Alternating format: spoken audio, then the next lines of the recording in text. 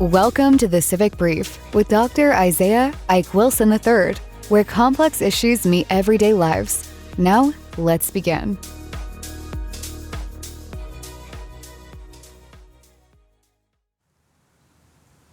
I want to start by saying something that feels strange to admit out loud. I don't feel at home in my country the way I once did. Not because I don't love it, but because love has changed. It's heavier now. It's less innocent. It's more demanding. I walk at night like this when the noise of the day finally gives up.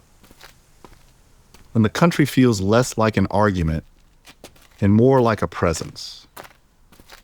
And tonight, I'm walking with someone who understood this feeling long before I did. James Baldwin never promised comfort. He didn't tell America what it wanted to hear. He told it what it refused to feel. He loved this country enough to risk telling it the truth.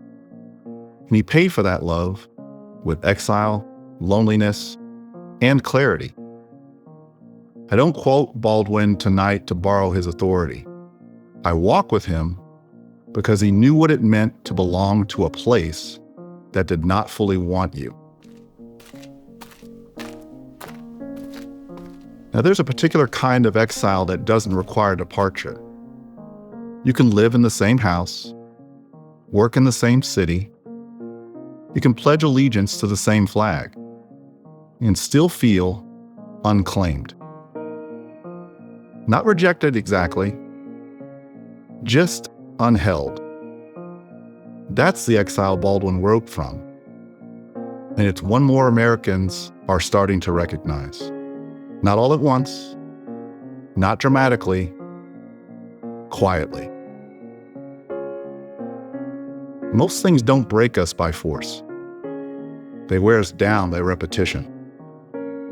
The thing that shocks you the first time barely registers by the 10th. You adjust your expectations. You lower your voice.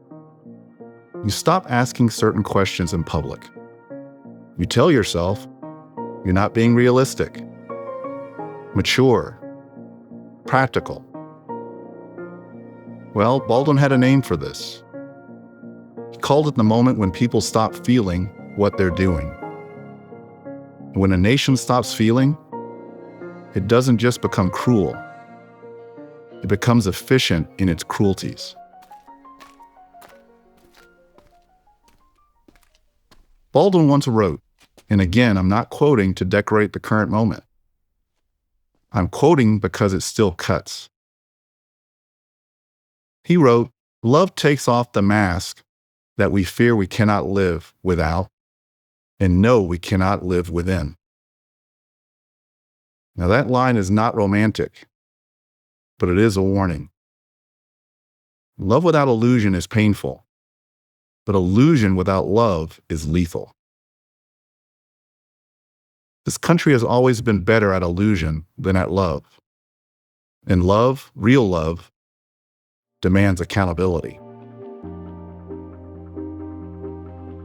I think about the people listening to this while walking, or driving, or lying awake long after the house has gone quiet.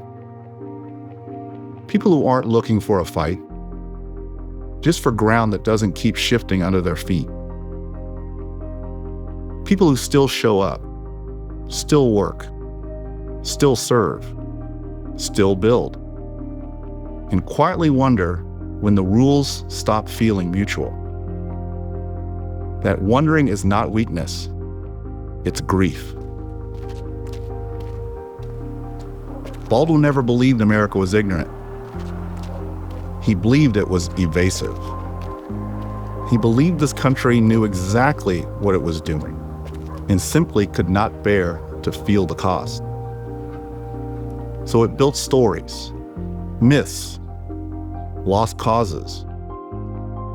It built rituals and distractions, anything to avoid the real mirror. The tragedy, Baldwin warned, is not that America will be judged, It's that it might never judge itself. Baldwin didn't offer redemption arcs. He didn't promise that history bends automatically towards justice. He believed something harder, that nothing changes unless people change. And people don't change unless they're willing to suffer the truth. That's not hope. That's responsibility. Home, Baldwin taught me, is not where you are affirmed. It's where you are accountable. And accountability is lonely. There's no applause for it, no algorithmic reward, just a quiet decision not to lie to yourself again.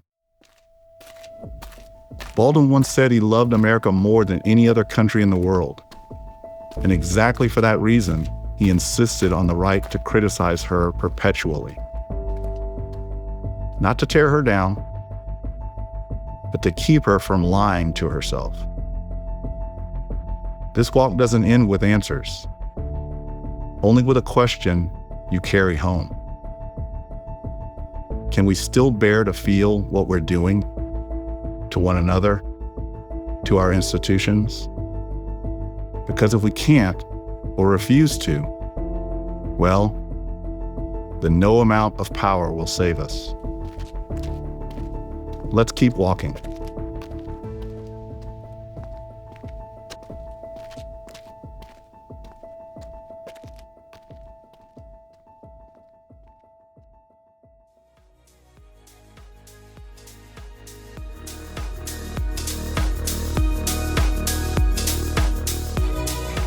Thanks for tuning into the Civic Brief. Got questions, insights, or ideas? Join us at thecivicbrief.com to continue the dialogue. Subscribe, share, and be part of shaping the future, one brief at a time.